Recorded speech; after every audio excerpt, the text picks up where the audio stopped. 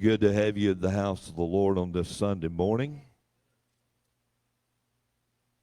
I have felt the anointing and the presence of the Holy Spirit in this place. Amen. Just an announcement or two before we take care of business. In the foyer there for our graduates, we've got the Bibles and the pictures and all of that stuff. You can go ahead and get your Bibles and get your pictures now. I know our graduates need the Bibles right quick. Amen. The next level of life. Amen. Children's church will be dismissed at this time, and we also have nursery that is provided.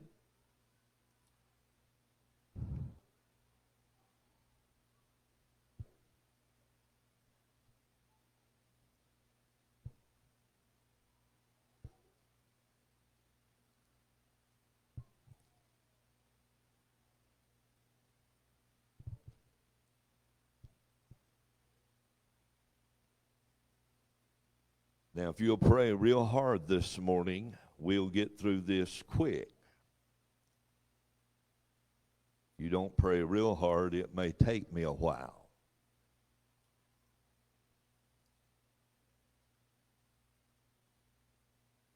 It doesn't take a genius to realize that something's wrong in America.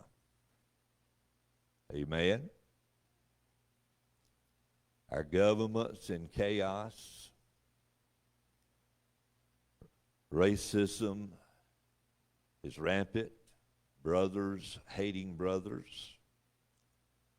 The enemy is destroying lives, marriages, young people.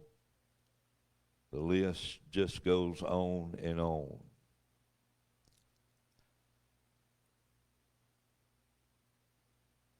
There's a shortage of a lot of things. You've been watching, and if you even went to the gas station this week, you've noticed that the gas is high. They talk about a shortage of food, chicken. That's bad for preachers. A shortage of lumber.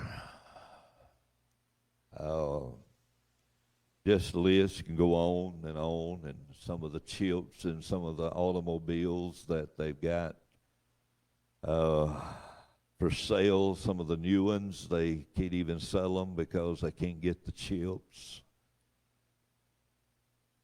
But can I tell you, one of the greatest shortages that we're dealing with in this time is common sense. Thank you, all three of you.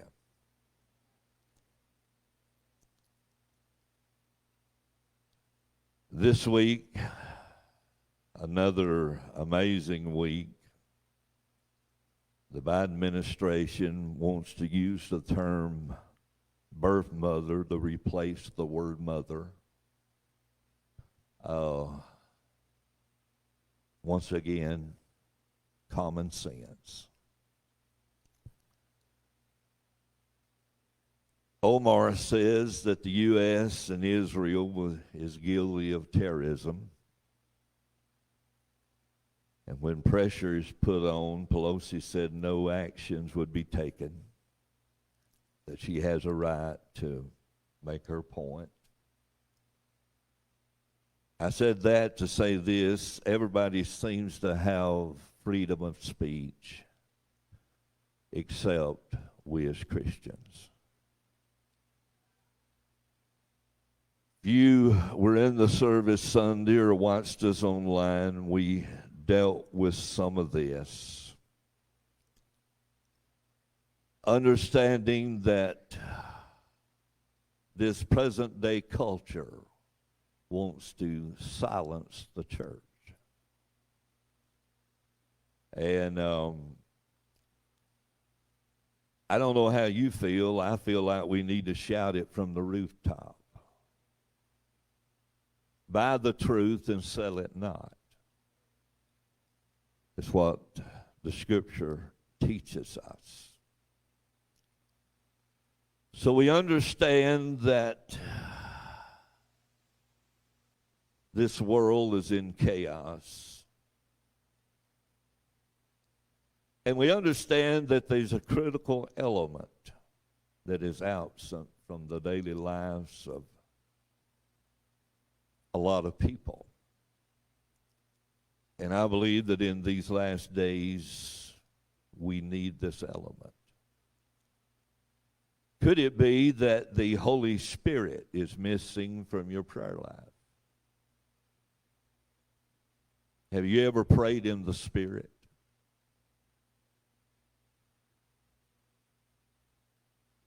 We know not what to pray for as we ought, but the Spirit maketh intercession with groanings which cannot be uttered. So could it be that the Holy Spirit is missing from our prayer lives? Could it be that it's missing in a lot of areas of our lives? The church, the pulpit. I don't know how you feel this morning, but I believe that we need to learn how to live our daily lives in the Spirit. The Bible teaches us to walk in the Spirit. So we need to walk in the Spirit. We need to talk in the Spirit.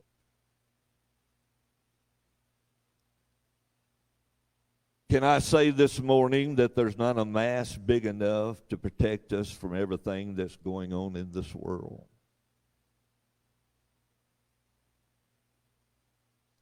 I believe that it's time that we suit up with the whole armor of God. As the Scripture tells us to put on the whole armor of God that we may be able to stand in evil days. This morning, if I had a title to put on this message this morning, is Fresh Wind Blowing.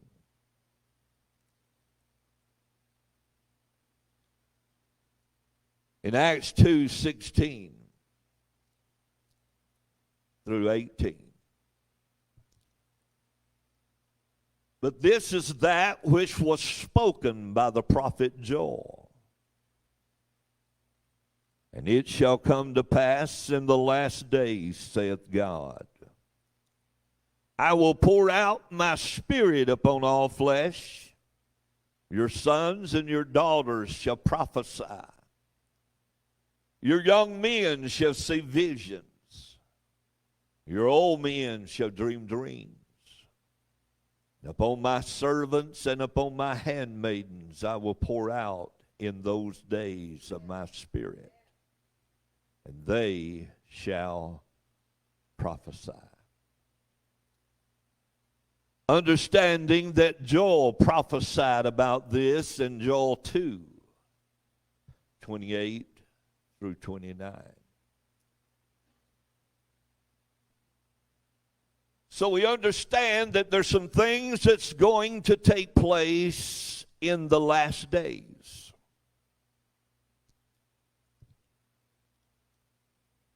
Now let me stop right here just for a moment and make something clear. We understand that the last days includes all the days between Christ's first and his second coming.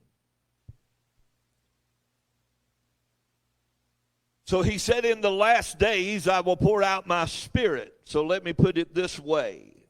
What's he saying here? If the last days include the days between Christ's first coming and his second coming, another way of putting it is from now on.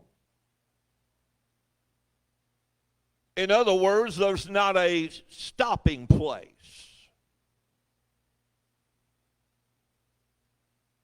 So in the last days I will pour out of my Spirit upon all flesh.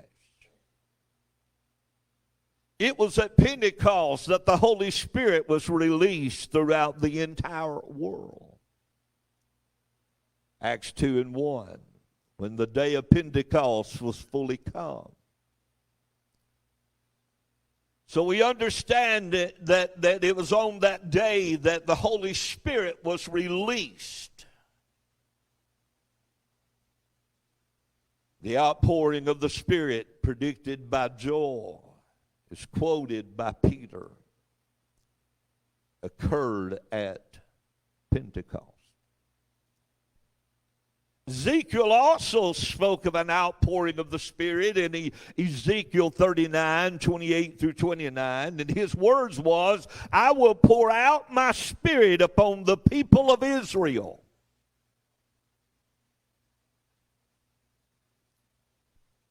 We understand this morning that at this time, Israel, according to verse 28, they were in captivity among the heathens. But the Lord said, then shall they know that I am the Lord thy God. In other words, I'm going to prove myself to them that I am God. But we understand this morning that we're living in stressful times. And I don't want to confuse anybody this morning, and I'm hoping that when we get through preaching this morning that we understand this in the fullness.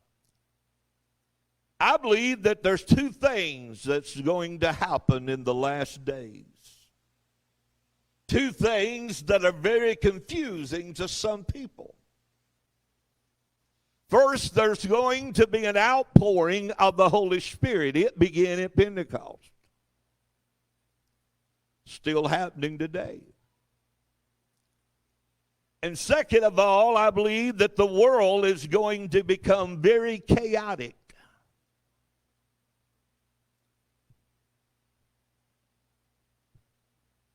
Can I ask you this question this morning?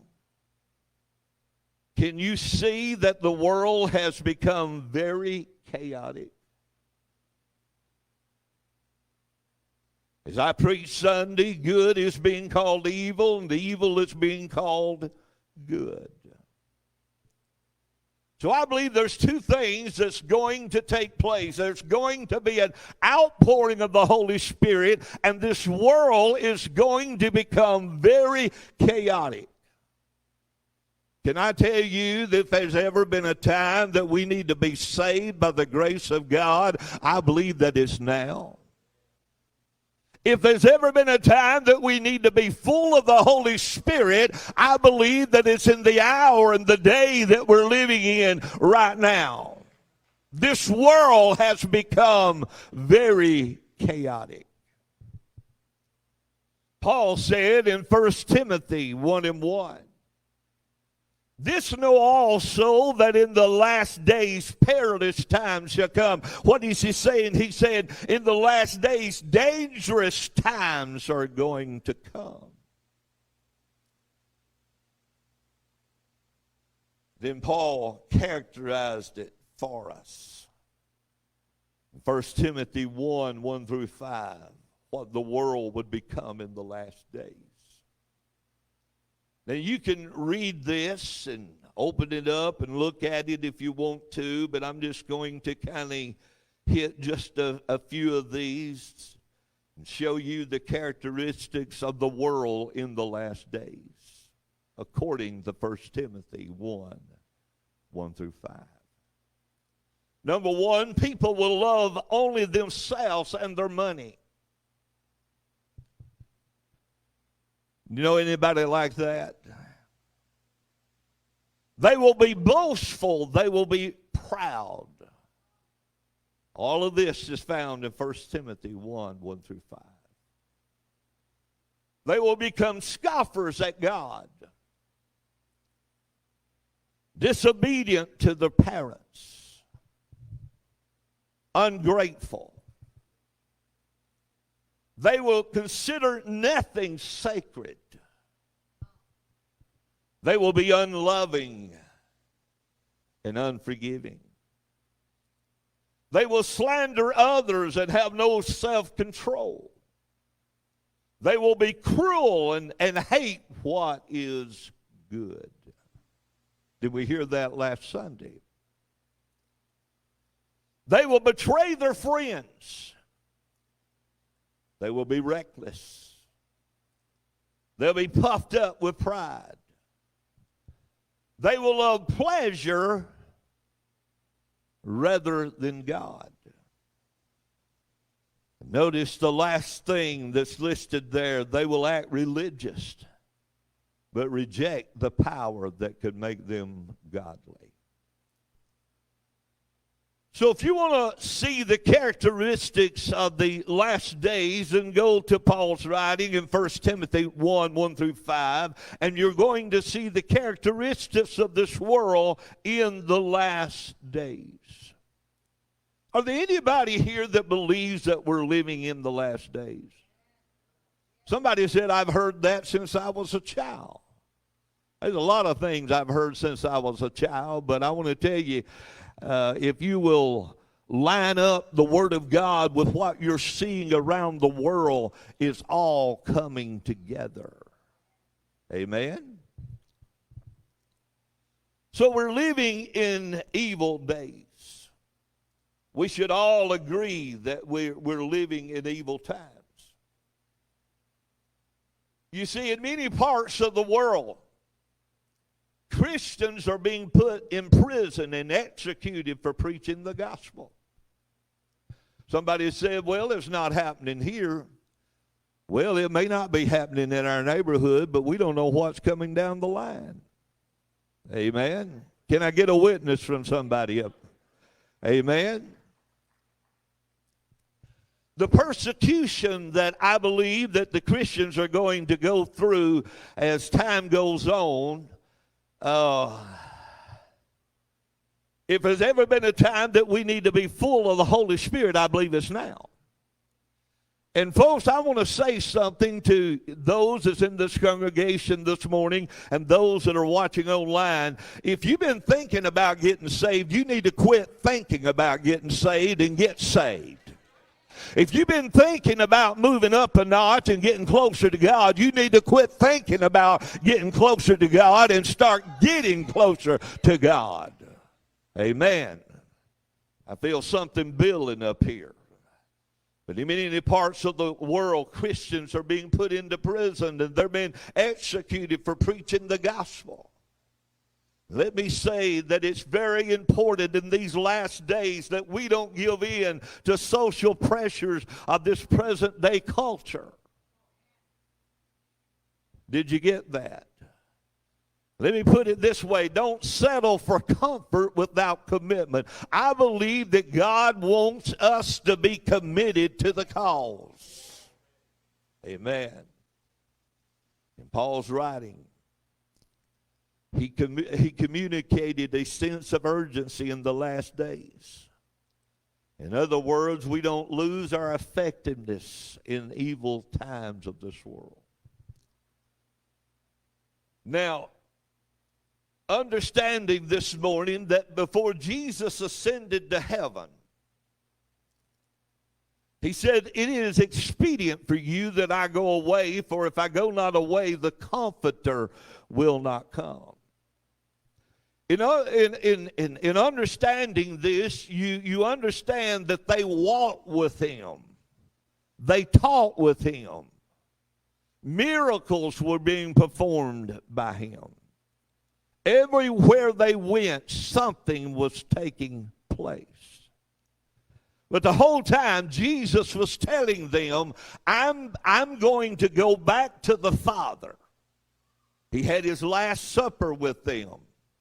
And he was coaching them and letting them know that he was going to go back to the Father.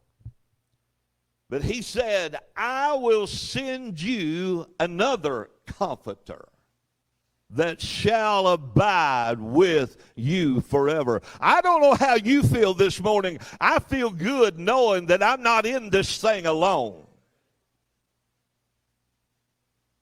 I have the Holy Spirit.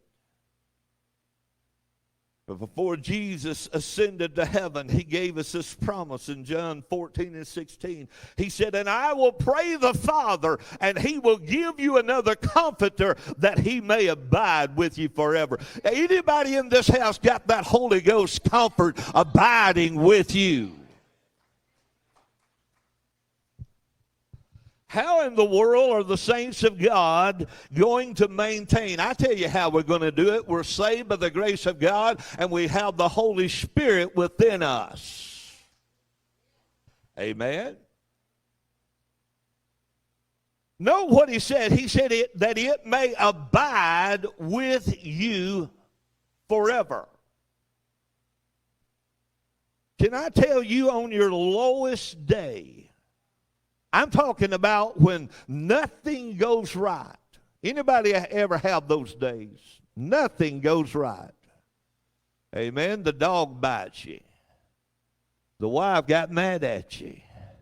Everything went south. But can I tell you that you have the Holy Spirit abiding within you, regardless of how you feel and regardless of what you're dealing with in life? Somebody said, how in the world did the church make it through the pandemic? I tell you how we made it through the pandemic. We had the Holy Spirit abiding within us. We had the comfort of the Holy Ghost. Amen. We understand this promise was fulfilled at Pentecost. In Acts 2, 1 through 2. And when the day of Pentecost was fully come, they were all with one accord in one place. And suddenly there came a sound from heaven as a rushing mighty wind, and filled the house where they were sitting. Did you know what took place at Pentecost? It filled the house where they were sitting. Now I want to tell you, I didn't come today praying that God would fill the four walls of this church. Amen. This church building doesn't need the four walls filled with the Spirit. But can I tell you, there is temples sitting in the four walls of this building that needs to be full of the Holy Spirit.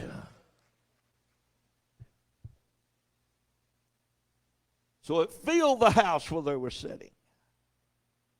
Now what happened at Pentecost was God keeping his promise and pouring out his Spirit upon all flesh. Now, can I tell you this morning that this was not just for the Jews? It wasn't just for the Jews of that day. It is for all nations. Amen. For Galatians 3 and 28 says, there is neither Jew nor Greek, there is neither bond nor free, there is neither male or female, for ye are all one in Christ Jesus. Now, can I tell you that the Holy Spirit is not something that the Pentecostals master? Can I preach a little while? Can I just feel just a little bit of liberty just to say what's on my heart this morning and give it to you, gun barrels? It's not a Pentecostal thing, amen? You see, you couldn't even get saved without the Spirit. If the Spirit doesn't draw you, you can't even get saved. If the Spirit doesn't convict you, you can't even get saved. Amen. So it's not just a Pentecostal thing. Understanding that this book was written through men of God who were led by the Spirit. It is a Spirit-written book. Amen. Well, that went over good. But listen, so many people get confused. Now, I understand this because, you know, when I was younger in the Lord, I'd hear him talk about the last day outpouring and him pouring out his Spirit. Then I'd hear him talk about, you know, in the last days, you know, perilous times would come. And I thought, well, what's going to happen? Is he going to pour out his Spirit?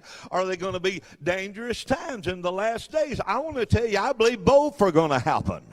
I believe that it's going to become more dangerous every day that we live here upon this earth, but I also believe that God is pouring out His Spirit like never before for those that are willing to open up to Him.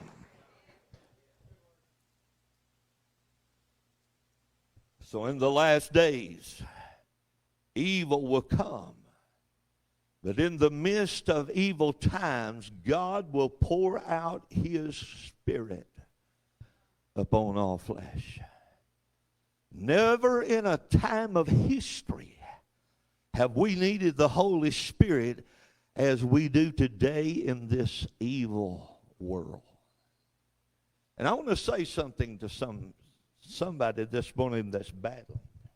Can I get a drink of water? You're battling because you're going through something and you don't understand what you're going through. And because you're going through something and you don't understand and you feel like God's a million miles away, I come to tell somebody that God hadn't left you. The Holy Spirit hadn't changed His mind that he was just going to abide with you just for a little while till it got tough. I want to tell you that the tougher it may come, I want to tell you the more real the Holy Spirit, I believe, is going to be to the saints of God. Why? Because we're going to put our trust more in the Holy Spirit than we are our government. So never in a time of history have we needed the Holy Spirit as we do today in this evil world.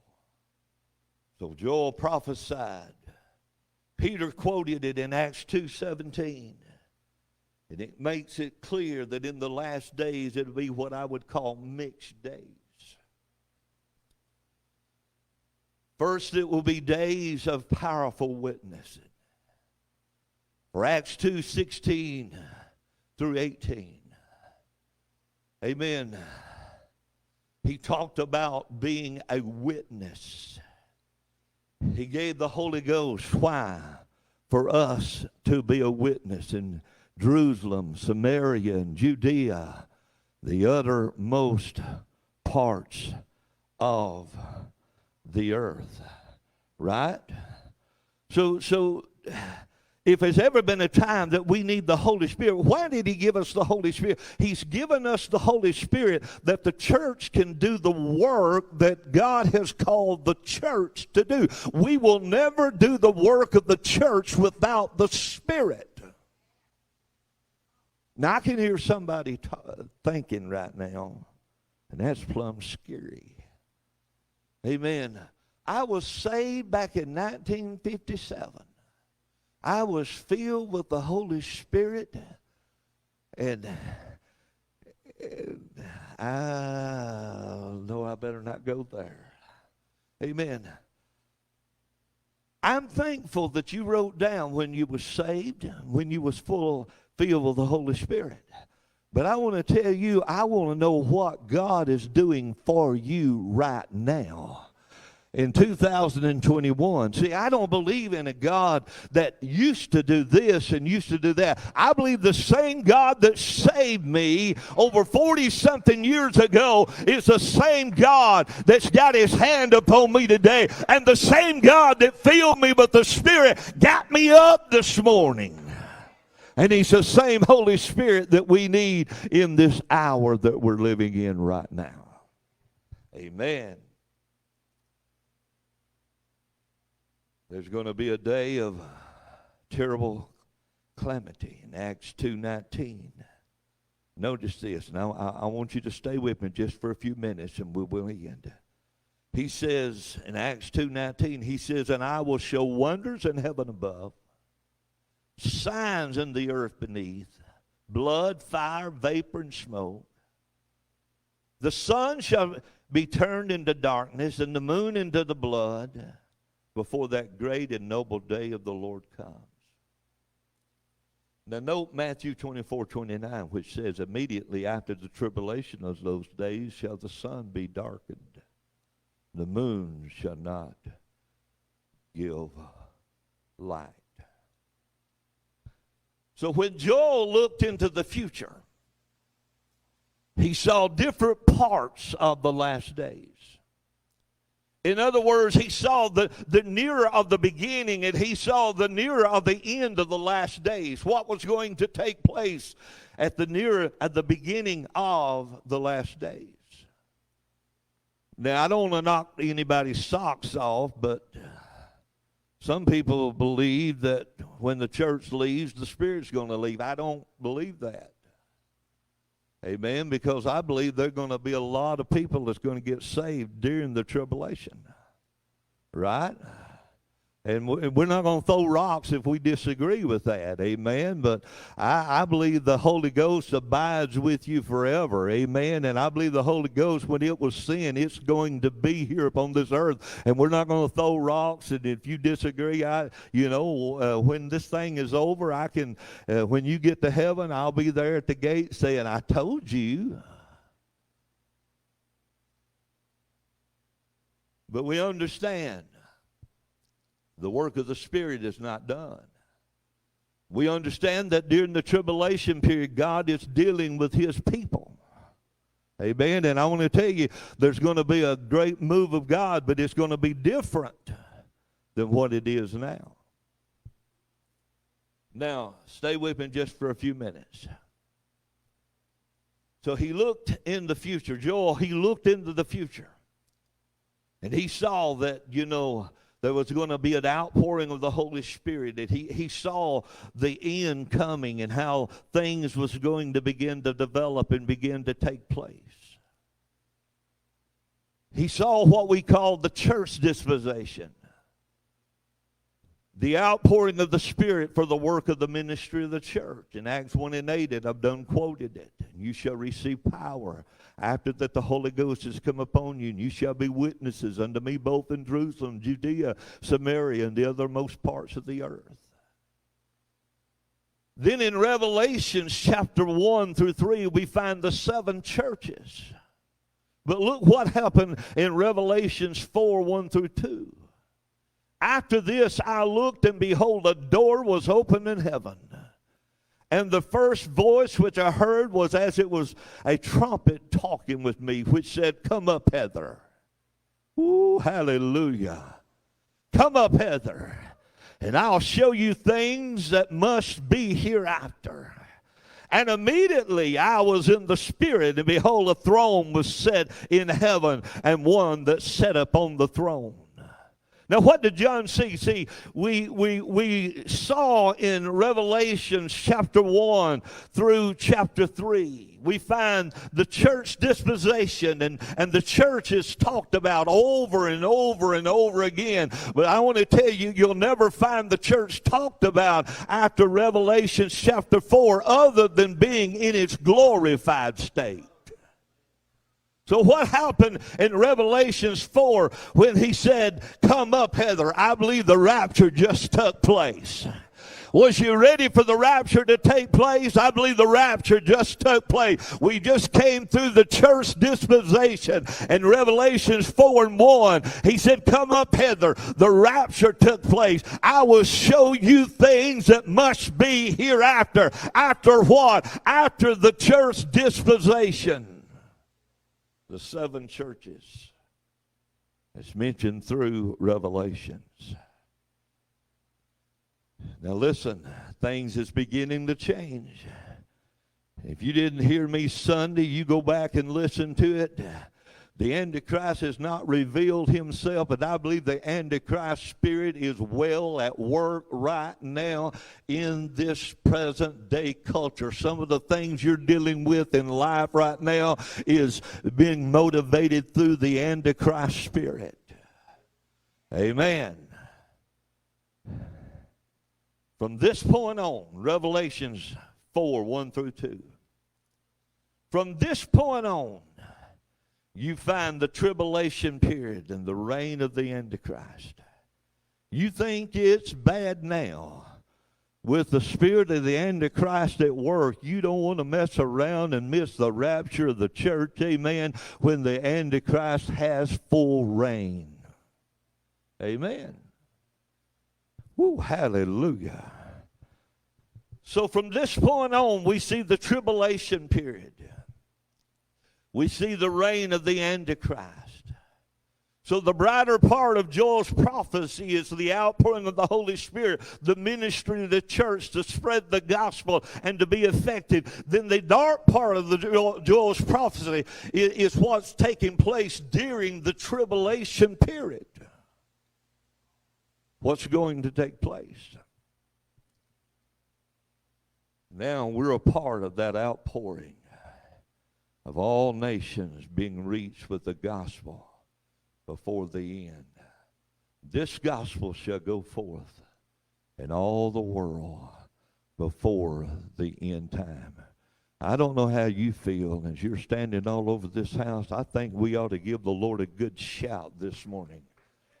Amen. We ought to give the Lord some praise in this house this morning. We ought to be thankful this morning that God made a way through a pandemic. God made a way for the Fort Payne Family Worship Center, a church in Fort Payne, Alabama, to be seen all the way around the world, that this gospel can be preached. We're fulfilling what the Bible has called us to do and why He has given us the Holy Spirit. He's given us the Holy Spirit to be effective in this world. So we're living in that time that this gospel is going forth. We're part of the true church being revived and awakened. Amen. You go through Revelation chapter 1 through chapter 3. You see the 7 different churches, and He gave every church a message. Amen. And that's what we call the church dispensation. But I want to tell you, don't get too latched into what's going on around this world, because I believe Revelations 4 and 1's going to take place as John was called up. Amen. I believe the church is going to be called up. Anybody going? I said, is anybody going with me? You lift up your hands to the heavens this morning. I'm going to ask the Lord this morning for that fresh wind of the Holy Spirit to begin to blow once again in our lives. We need the Holy Spirit to be effective, do we not? Father, as we lift our hands to you, we thank you, Lord, for every experience that we've ever had. So many things has happened in our lives, and we can look back and we can see how you have done so many things for us. And we're so thankful. But Lord, as our hands are lifted up, we realize that we need to be full of the Holy Spirit to be effective in these last days. So God, I'm asking you to fill us with the Holy Spirit. In Jesus' name we pray. Amen. If you've been seated just for a moment, if you'll look to your right and if you'll look to your left, if you need an usher, we're going to put a picture of one of the ushers on the drop boxes. Amen. The ushers just got so hard to deal with, we decided to fire them, just fire them, but anyway, we just joking. We put drop boxes beside each door. And somebody said, matter of fact, Devin, you can cut this off back there if you want to. Somebody said, well, I'm kind of